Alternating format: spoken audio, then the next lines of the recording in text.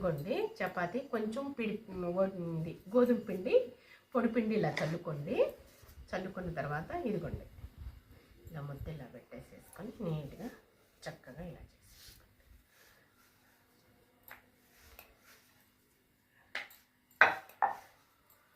మరీ అంత పల్స్గా కాకుండా మరీ అంత మందంగా కాకుండా మీడియంగా చేసుకోండి చపాతీ అనేది.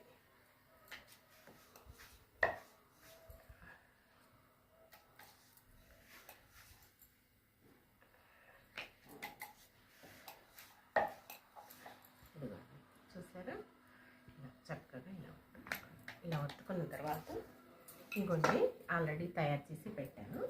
ఇదిగోండి కొంచెం మనము